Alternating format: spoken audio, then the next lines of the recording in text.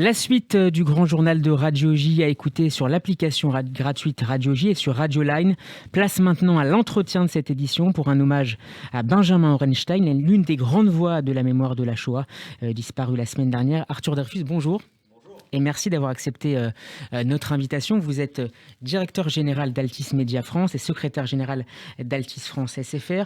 Benjamin Orenstein était, je le disais, l'un des derniers survivants du camp d'Auschwitz, vers lequel il avait été déporté à l'âge de 18 ans. Il s'est éteint le 10 février dernier à Lyon. Quelle influence a eu cet homme dans la transmission de la mémoire de la Shoah en France ? Une place très importante, un rôle fondamental. Il a fait partie de ces lumières pour toute une génération comme la nôtre. Il a commencé à parler lors du procès Barbie. Et c'est à partir des années, donc au milieu des années 80, qu'il a commencé à transmettre, qu'il a fait de la transmission, du témoignage, le combat de sa vie. Et pendant près de 35 ans, il est allé d'école en collège, de collège en lycée, de lycée en université pour raconter ce qu'il avait vécu, raconter l'inentendable, raconter l'inexplicable, raconter pour préserver la mémoire des siens qu'il avait perdus si jeune. On va revenir à Arthur Dreyfus dans quelques instants sur cet électrochoc qui a constitué pour lui ce procès Barbie. Mais je vous propose d'écouter avant un extrait justement d'un témoignage de Benjamin Orenstein. C'était en 2019 pour les Nations Unies. Il y a deux solutions. On accepte l'humanité telle qu'elle est, on se suicide. Et comme j'avais aucune envie de me suicider, je fais avec.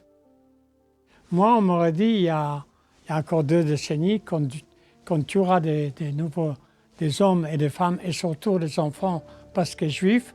J'aurais dit non, c'est plus possible. C'est fini ce temps-là. À mon goût et à ma connaissance, malheureusement, peu de jeunes maintenant savent ce que c'est la Shoah. Malgré que je vais régulièrement entre 45 et 50 témoignages par an scolaires. Et malgré ça, ils ne sont pas très nombreux à le savoir. Ce drame qui s'est joué à cette époque-là, ils ne savent pas. Arthur Dreyfus, comment l'aviez-vous rencontré ? Déjà, c'est très émouvant d'entendre sa voix. À Lyon, c'était une personnalité déjà très installée parce que c'était l'un des déportés, l'un des survivants qui témoignait quand je l'ai rencontré. Je crois l'avoir rencontré pour la première fois à la synagogue. Il avait un rapport évidemment très intime à la religion, mais nous nous croisions à la synagogue et puis dans les mouvements de jeunesse et ensuite... Vous êtes originaire de Lyon ? Absolument.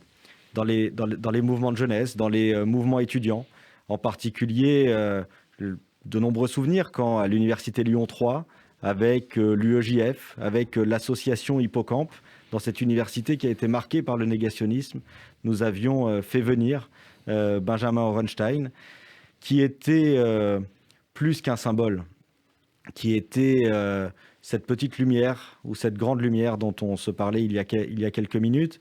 Et vous avez entendu cette voix. Et ce courage aussi. Ce courage. Et cette voix dépasse beaucoup la personne de Benjamin Orenstein, parce qu'avec la disparition des derniers survivants, des derniers déportés, c'est aussi la disparition d'une culture, d'un accent, d'une langue, de toute une époque et la responsabilité qui pèse sur nous désormais. C'est un peu tarte à la crème que de le dire, parce qu'on le répète depuis 30 ans, 40 ans, que nous sommes les témoins des témoins. Mais voir véritablement les témoins disparaître nous donne une responsabilité immense, une responsabilité assez effrayante, mais nous devrons être à la hauteur de tout ce que nous avons entendu de Benjamin et de tant d'autres. Benjamin Orenstein avait fait paraître en 2006 un témoignage intitulé « Ces mots pour sépulture », alors que les derniers témoins, vous le disiez, de la catastrophe disparaissent au fil des années. Par quels moyens peuvent se perpétuer justement cette mémoire de la Shoah ? C'est par la lecture, par la littérature, par les médias, par la culture ? Ça sera effectivement à nous d'apprendre à transmettre sans ceux qui ont vécu, d'apprendre à partager des histoires que aucun de nous n'a vécues, mais que nous avons entendues. des histoires auxquelles nous avons été un peu biberonnés. Donc effectivement, ça sera la lecture, ça sera la culture, ça sera la musique, ça sera des voyages, ça sera des récits. C'est ça transmettre et c'est à nous de construire cette nouvelle transmission. C'est un défi gigantesque. C'est un défi gigantesque parce que effectivement, on a été bercé depuis 40 ans au plus jamais ça. On a été bercé depuis 40 ans à ce crime innommable. Mais Benjamin Orenstein était bouleversé ces dernières années de voir la résurgence d'actes antisémites, de voir la résurgence de crimes antisémites, en particulier sur le territoire français. Nous avons commémoré la disparition d'Ilan Halimi il y a quelques jours. Après l'hypercacher, après l'attentat d'Otsar Hatorah, Benjamin Orenstein était de toutes les manifestations, de tous ces combats, parce qu'il était insupportable pour lui encore plus que pour quiconque que nous puissions revivre d'une certaine manière la haine antisémite aussi brutale et criminelle. Est-ce qu'il était également inquiet de l'arrivée de l'ère de l'après-témoin ?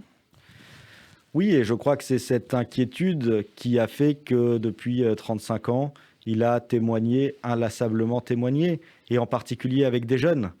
Il était face à des jeunes de 12, 13, 15, 18, 20, 25 ans pour transmettre à toute une génération ce qu'il a vécu. Et il était frappé, on l'entendait dans le son que vous avez diffusé, il était frappé par la méconnaissance, l'ignorance, très souvent involontaire. Et donc il se faisait fort d'être ce passeur. Et évidemment, tous ces élèves qui ont croisé un jour la voix, le regard de Benjamin Orenstein sont aujourd'hui peut-être plus à même d'affronter le monde dans lequel nous sommes. Vous avez été l'un de ses proches. Quel homme était-il dans la vie de tous les jours ? C'était un rieur, un blagueur, un charmeur, un séducteur. C'était une personnalité tout à fait exceptionnelle. Il avait un petit côté chef de bande. Il avait, depuis 35 ans, depuis le procès Barbie, il avait agrégé autour de lui des étudiants, des avocats, des responsables communautaires, des militants de la mémoire, des juifs et des non-juifs, des historiens, des profs.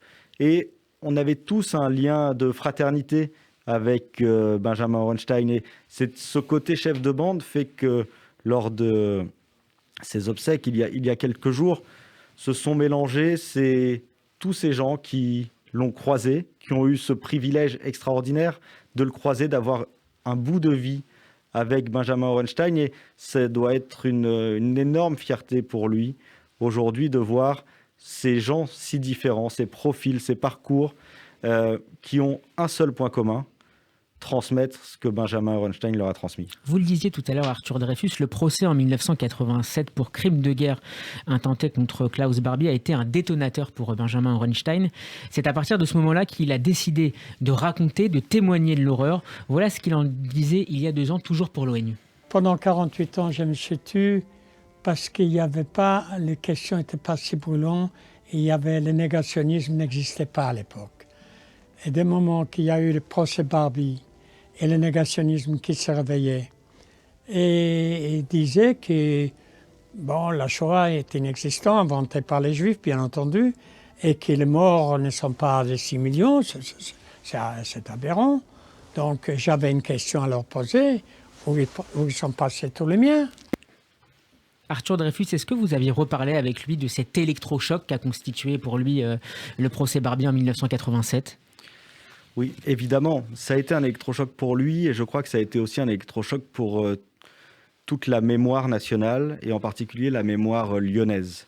Et ça a ouvert la séquence des procès pour crimes contre l'humanité. Après, il y a eu Touvier, après, il y a eu Papon. C'est un peu l'équivalent français du procès Eichmann en Israël dans les années 60. Assurément. Et Lyon a été profondément marqué par le procès Barbie et je pense que tout le pays a été marqué. Et Benjamin Orenstein a ouvert une nouvelle page de sa vie à partir du procès Barbie et a consacré les 35 dernières années à faire que les quelques hommes qui étaient devant le tribunal à Lyon, en marge du procès Barbie, et qui distribuaient des tracts pour expliquer que la Shoah n'a pas existé, ça a été effectivement un élément déclencheur et très fort, et qui ont guidé ensuite les 35 ans de témoignages. Merci Arthur Dreyfus d'avoir été mon invité cet après-midi dans le Grand Journal pour rendre hommage à Benjamin Orenstein, Zichrono Livracha. Je rappelle que vous êtes directeur général d'Altis Media France. Votre interview est à retrouver sur notre site et en vidéo sur notre page YouTube. Bon après-midi à vous et à bientôt sur Radio J. Merci.